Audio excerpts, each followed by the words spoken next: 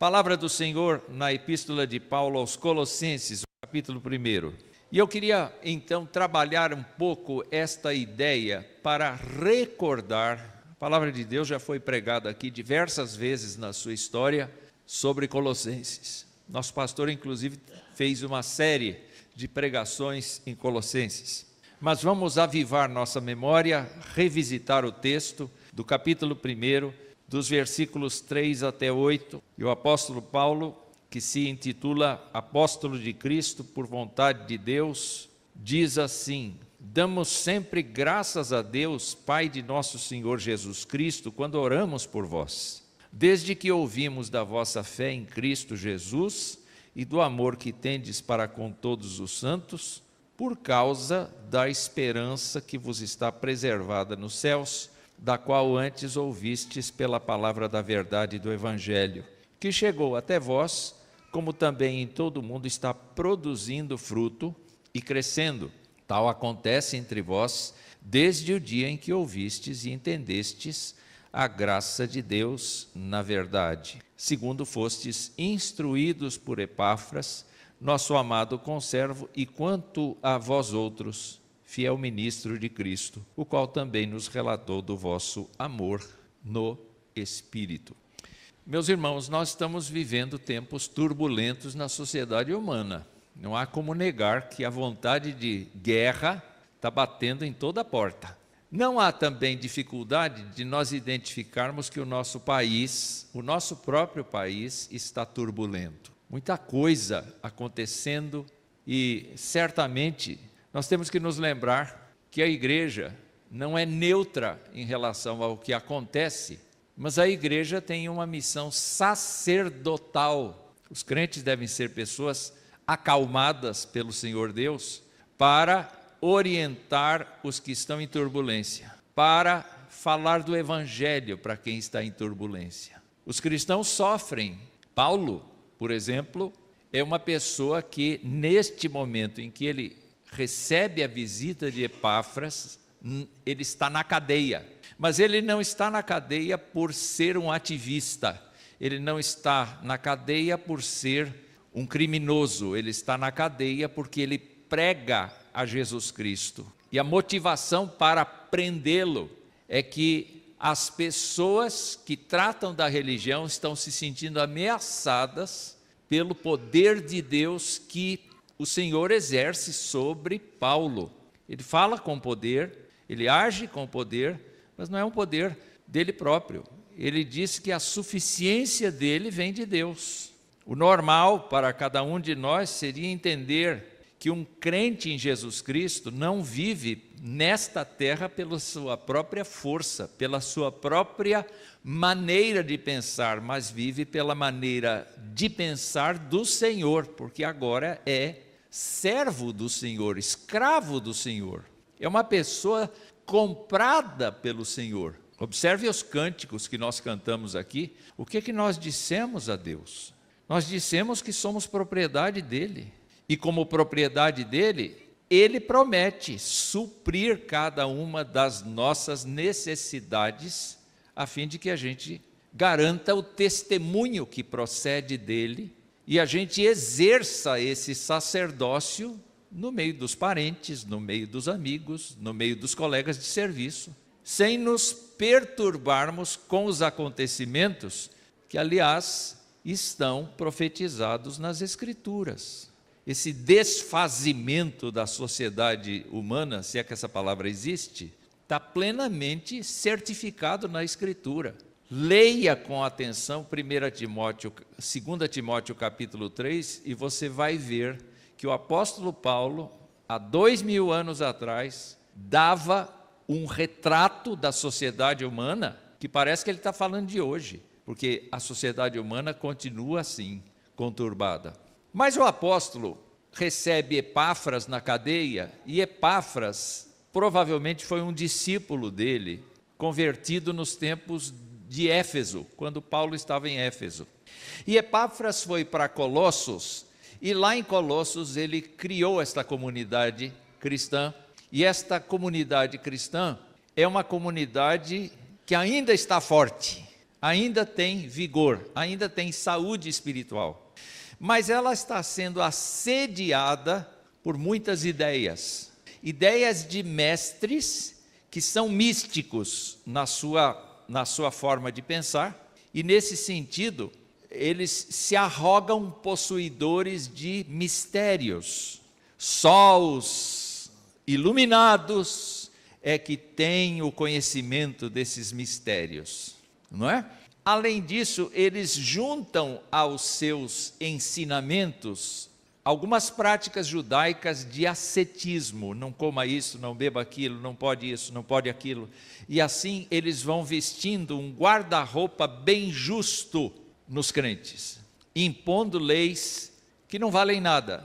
Valem assim aparentemente, mas não têm, elas têm forma de piedade, mas elas não têm validade para Deus. É o que afirma o apóstolo Paulo. Então, o apóstolo Paulo vai escrever para esta igreja focando nesse problema, um gnosticismo prévio que está rondando não só ali, mas também Laodiceia, a própria Éfeso e outras regiões, e é uma coisa que vai perdurar na igreja durante cerca de 150 anos. Mas o apóstolo escreve no sentido de que a igreja se perceba como uma comunidade madura. E Paulo gosta muito de um tripé de sustentação da igreja. Qual é o tripé? Em 1 Coríntios 13, ele citou que permanecem a fé, a esperança e o amor. Porém, o maior deles é o amor. Ele direciona isto para a igreja de Corinto. Aqui em Colossenses ele vai retomar o tripé.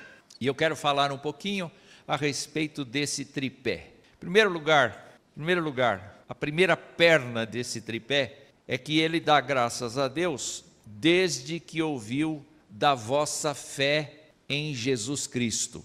Meus irmãos, fé pode ser identificada de muitos jeitos e pode ter muitos alvos.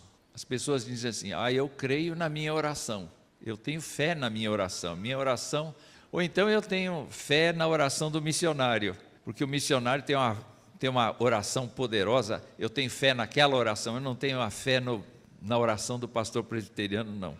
Já te aconteceu isso? Já, né? Pastor, eu sei que o senhor ora bonito, mas o senhor não tem poder. Poder tem o missionário tal. Eu tenho fé naquela oração. Mas eu tenho fé no meu taco, eu tenho fé na minha competência, eu tenho fé na minha habilidade. Há uma porção de focos que as pessoas jogam a sua fé. Um crente maduro não joga a sua fé em nada, nem em si mesmo, nem no pastor da igreja, nem na própria igreja, mas foca a sua fé na pessoa e na obra de Jesus.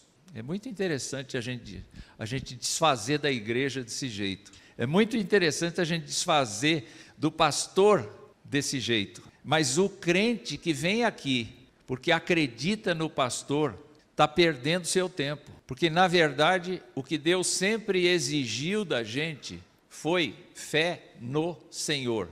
E Paulo explica que Jesus Cristo não é como os místicos daquela época estão pregando. Por que é que eu tenho que ter fé em Jesus Cristo? E a resposta que Paulo dá, vocês podem me ajudar, pegando a sua Bíblia e acompanhando aqui algumas evidências que o apóstolo Paulo manifesta aqui mesmo, na carta aos Colossenses. Ele não aceita a ideia de que Jesus Cristo é como Buda, como Maomé, como qualquer líder carismático que tenha aparecido na história, como se fosse um Aion. Aion é uma designação de um espírito nobre, mas que não é Deus. Pode ser um semideus, mas não é Deus. É menor do que Deus. Então, ele escreve aos Colossenses com muito amor, dizendo o seguinte, verso 14 do capítulo 1, nós temos em Jesus a redenção, a remissão dos pecados.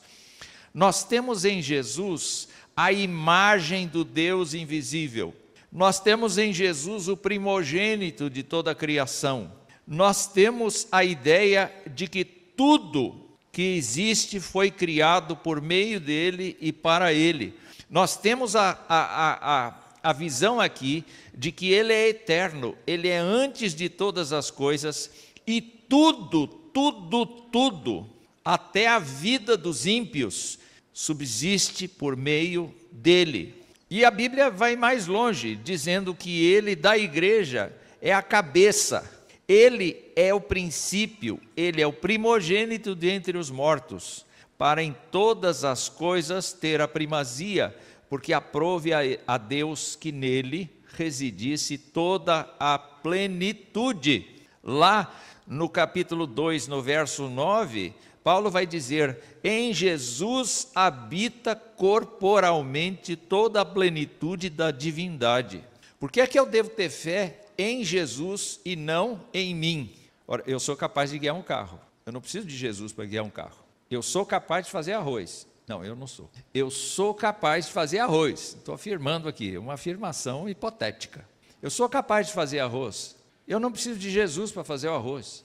Mas eu jamais chegaria a Deus se não fosse por Jesus. Então, a minha fé tem que ser posta em Jesus Cristo e ninguém mais. Eu tenho que acreditar nas pessoas? Tenho, mas eu não tenho que depositar a minha vida como eu deposito nas mãos de Jesus. Do mesmo jeito que Jesus disse para o Pai: nas tuas mãos entrego o meu espírito, é isso que eu tenho que fazer. Senhor, em tuas mãos eu entrego o meu espírito. Quer dizer, a minha vida está entregue a ti. Eu posso ter a minha esposa e entregar-me a ela, mas não no nível de Jesus Cristo. O nível de Jesus Cristo é incondicional, totalmente incondicional. Você vai perguntar, mas para a esposa não é incondicional? Não, porque ela é tão humana quanto eu. Mas Jesus Cristo é Deus. Jesus Cristo é adorado inclusive pelos demônios, quanto mais pelos seus irmãos. Como é que nós deveríamos pensar no relacionamento com Jesus Cristo? Ele não é menor que o Pai, ele é igual ao Pai, igual em poder, igual em substância, igual em todas as coisas, em todas as virtudes, igual em todas as competências. O que o diferencia do Pai é a função que ele exerce, e não a capacidade do ser, a formação do ser, a constituição do ser. Eu não posso pensar em ninguém menor do que Jesus Cristo para ter a minha fé. E o apóstolo então fica encantado pelo fato de que os colossenses estão confiando a sua vida a Jesus, porque Jesus é Deus, Jesus é a plenitude do Deus Pai, Jesus Cristo é a grandeza do Deus triuno, vivo e verdadeiro. Jesus Cristo é Senhor dos senhores, Jesus Cristo é cabeça da igreja, Jesus Cristo é o único nome dado entre os homens pelo qual nós somos salvos. Se você tem na sua vida cotidiana a adoração de Jesus, você está no caminho da maturidade. Mas se você confia em Jesus, mas também confia no dinheiro que você tem, confia na sua habilidade de viver, do mesmo jeito que você confia em Jesus, tem coisa errada. Jesus Cristo tem que ocupar o lugar especialíssimo dentro da nossa vida. Esse é o sinal de maturidade, ter fé no Senhor Jesus. Mas não é só isso, é ter fé também na sua obra, porque o apóstolo Paulo diz que, lá no versículo 20 do capítulo 1, ele diz assim: ele fez a paz pelo sangue da sua cruz e por meio dele reconciliou consigo mesmo todas as coisas, quer sobre a terra, quer sobre os céus. E vocês, que também eram estranhos e inimigos no entendimento por causa das obras malignas, nós já nascemos sabendo fazer coisa errada, né? Foi o que nós ouvimos no início do nosso culto, mas ele nos reconciliou no corpo da sua carne, mediante a sua morte. É muito bonito ver como Jesus Cristo ganhou para nós a salvação. No capítulo 2, o apóstolo diz que vocês foram circuncidados não por intermédio de mãos, mas no despojamento do corpo da carne, que é a circuncisão de Cristo. Vocês foram sepultados juntamente com ele no batismo e foram ressuscitados mediante a fé no poder de Deus que o ressuscitou dentre os mortos. E vocês que estavam mortos pelas transgressões e pela incircuncisão da carne, ele deu vida juntamente com Cristo, perdoando todos os nossos delitos, cancelando o escrito de dívida que era contra nós e que constava de ordenanças que nos era prejudicial, removeu inteiramente, encravando na cruz. É por isso que eu preciso ter fé em Jesus, porque ele já levou sobre si os meus pecados todos, os que eu vou cometer amanhã, depois de amanhã, até quando ele quiser que eu viva. Eu vou continuar fracassando em vários pontos, porque eu sou humano e carrego uma natureza espiritualmente morta, mas carrego, graças a Deus, a natureza dele. E ter fé nele significa viver na natureza, na perspectiva da natureza dele. Ó, meus irmãos, esse é o primeiro eixo. Paulo explicaria bem melhor, certamente. Mas o segundo eixo, Paulo fala de que ele vê nos Colossenses um amor que tendes para com todos os santos. E lá no verso 8, ele retoma o amor e ele diz que o amor dos Colossenses é no Espírito. Eu acho importante você pensar de novo no amor. O que é o amor? E a gente tem batido nessa tecla constantemente aqui. O amor não é meramente um sentimento, seja de empatia ou de simpatia. O amor não é gostar ou deixar de gostar. O amor é serviço. O amor é prestação de serviço. E prestação de serviço voluntária, não obrigatória, voluntária. Mas em que condição? Como resposta da gratidão que a gente tem a Jesus por ele ter salvado nossa vida. É muito interessante. Por que você ama? Não, a pessoa não merece ser amada, a pessoa não merece ser cuidada, mas Jesus Cristo cuidou de mim. Então eu estou constrangido. O apóstolo Paulo diz: o amor de Cristo nos constrange. E esse constrangimento é um amarro. Eu não tenho outro recurso a não ser amar as pessoas. Tudo quanto Jesus Cristo fez foi por amor. Quando João explica essa questão, ele diz: porque Deus amou o mundo de tal maneira que deu o seu Filho unigênito. Senhor, eu posso imaginar, se Jesus Cristo não tivesse amor, como é que ele teria tratado essa proposta do Pai? Senhor, o Senhor ama, eu não tenho nada com isso. Eu quero ficar de fora desse seu plano doido de resgatar pecadores. Eu não quero saber. Não, é exatamente o contrário. Quando a gente pensa no conselho da Trindade e Deus expõe o que ele tem no coração, as outras pessoas da Trindade aplaudem, porque têm o mesmo desejo, a mesma alegria de resgatar os pecadores. E a mesma prontidão. Quando Jesus Cristo vem à terra, ele sabe que vai ser rejeitado, ele sabe que vai ser desconsiderado, vai ser chamado de charlatão, vai ser traído, vai apanhar, vai ser insultado de todas as maneiras. Ele sabe isso, ele sabe de tudo isso, mas ele quer isso. E o que o motiva? Motiva o amor. E quando a gente pensa nisso, não dá para a gente tirar da cabeça a ideia de que uma pessoa que crê em Jesus Cristo recebe o seu amor para viver. É muito interessante, é muito emblemático para cada um de nós pensar que um crente deve funcionar com as ferramentas de Deus, e uma das ferramentas de Deus é o amor. Ele não deve amar com o amor dele, porque o amor dele é insuficiente, o amor dele não é sacrificial. A gente geralmente é egocêntrico, geralmente a gente pensa no benefício próprio, geralmente a gente pensa no lucro próprio, a gente não pensa no outro. Mas quando o amor de Cristo entra na vida da gente, a gente não tem dúvida em nenhum momento Por exemplo, o que aconteceu hoje aqui, de nós nos levantarmos e de virmos aqui trazer uma pequena oferta que para nós, eventualmente, não é muita coisa, mas que vai abençoar uma família longe de nós. Eu quero doar. Eu me importo com aquela família que está diante de mim pregando o evangelho num lugar diferente do meu. Eu amo esta causa.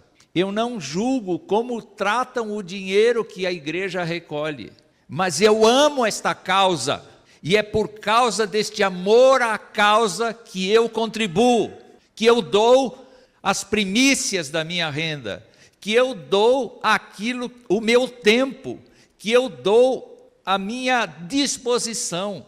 Eu fico tão preocupado, meus irmãos, quando o crente começa a dar justificativas de não estar na casa de Deus. Ah, não dá tempo, pastor, eu passo uma semana muito atribulada, no dia do Senhor eu preciso descansar, Ele que cuide dele, que eu vou cuidar de mim, eu tenho que cuidar da minha saúde. Ô ignorante, quem dá a saúde para você é Deus. Nunca mais faça isso. E eu estou falando para quem não, para quem acha que tem que cuidar de si em primeiro lugar, antes de cuidar das coisas do Senhor. Se canse, se exaure. Faça isso porque Ele amou você e Ele não mediu quanto isso ia custar para Ele. Então, uma evidência de que um crente é maduro, de que uma igreja é madura, é o amor. O amor é uma coisa prática. O apóstolo Paulo, por exemplo, mostrou que o amor vai mudando a pessoa. O amor vai mudando a pessoa. Lá no capítulo 3, eu sei que o meu horário já foi, geralmente eu passo, não é, reverendo? Eu falo demais. Olha, o ar de censura dele. Não está me amando. Não está me amando. Ele diz assim, olha, faça a sua velha natureza morrer. Tem coisas erradas aí que precisam ser consertadas. E lá no versículo 12 do capítulo 3, ele diz, se revista como eleito de Deus, santo e amado. Você é uma pessoa amada de Deus. Então se revista de afetos de misericórdia, afetos de bondade, afetos de humildade, afetos de mansidão, afetos de longanimidade.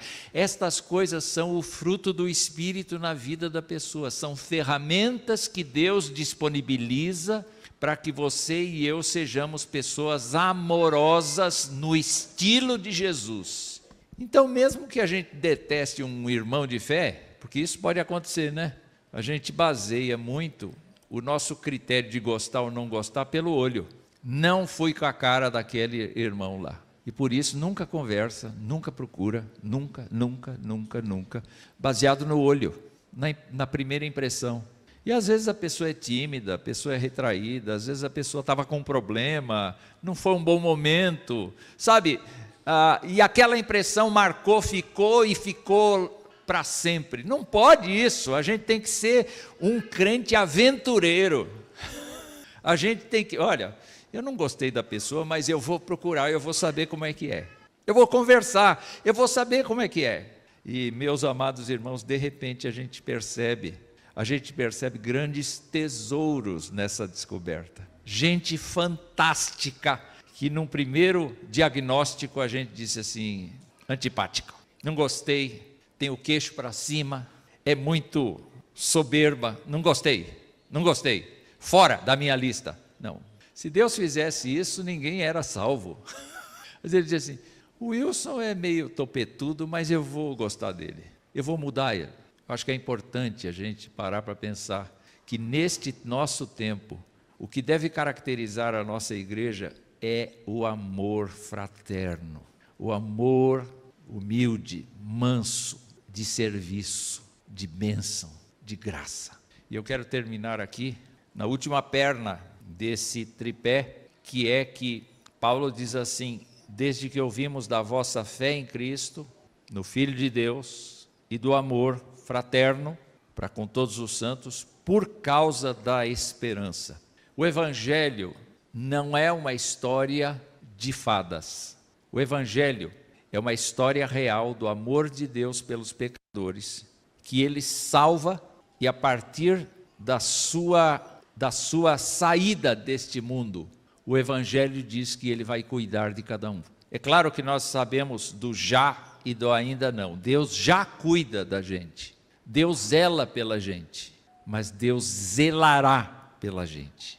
E o crente não tem medo de morrer, porque ele não entende que a morte é o fim de todas as coisas. Ele entende que ele está de partida para se encontrar com aquele Jesus que o amou.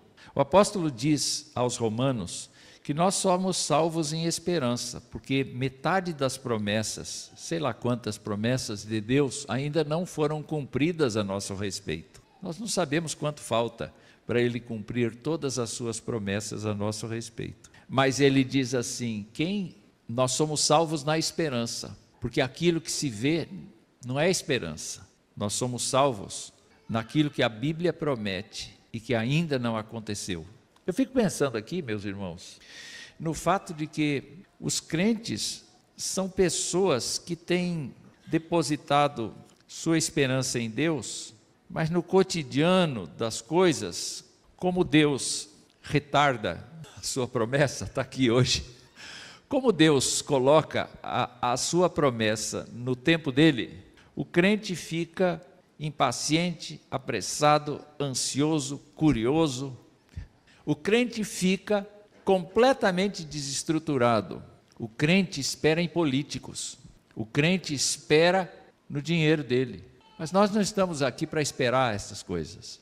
Nós só temos uma esperança, a esperança do comando de Deus para a nossa vida. Se a gente se ajusta ao comando de Deus, quem conhece a vontade de Deus sabe que ela é boa, perfeita e agradável. A inteligência, a sabedoria, o temor do Senhor é o princípio pelo qual um crente deve viver. E isso significa esperar nele. É claro que você pode recorrer na justiça dos processos injustos que você passa, não tem dúvida, o crente não é um banana que fica aí, não é? Aconteceu, foi vontade de Deus. Quem sabe não foi. Mas o crente não pode depositar as suas fichas, vamos dizer assim, numa linguagem de jogo, ele não pode depositar suas fichas no que ele está vendo, ele tem que depositar suas fichas no que o Evangelho prometeu. O que é que o Evangelho prometeu? Se alguém me ama, guardará a minha palavra, e meu Pai o amará, e viremos para ele, e faremos nele morada. Eis que estou convosco todos os dias até a consumação do século. Todos aqueles que o Pai me deu, eu vou guardar, e eu o ressuscitarei no último dia. Eu não vejo a igreja dizendo assim, olha, eu estou esperando a volta de Jesus. Eu não vejo a igreja dizendo, Maranata, Senhor Jesus, venha hoje, antes do almoço, a fim de que eu não tenha nem que fazer arroz. Venha já! O mundo precisa receber a tua intervenção. Estas coisas precisam acabar. Eu não vejo o crente vibrando nessas coisas. Não, eu estou certo de que aquele que me deu todas as coisas me segurará até o fim. Então, eu termino esse tripé pensando aqui em pedir a você que investigue a sua fé. Onde é que a sua fé está? Qual a direção que ela toma? Eu peço que você reflita sobre como é que é o seu estilo de amar. Como é que você tem amado as pessoas que confessam a Jesus Cristo como seu Senhor e Salvador? Como é que você se apresenta para elas? Em serviço? Ou você é juiz delas? Em terceiro lugar, o que deve motivar a nossa fé e o nosso amor é justamente a esperança que Ele nos dá, de nós nos encontrarmos com Ele próprio, pessoalmente, no dia da sua volta. Você já pensou que honra o poderoso Senhor Jesus Cristo, diante do qual anjos e demônios se dobram, toda a população mundial se dobra, te chamar pelo teu nome, dizer, vem, bendito de meu Pai, desejo.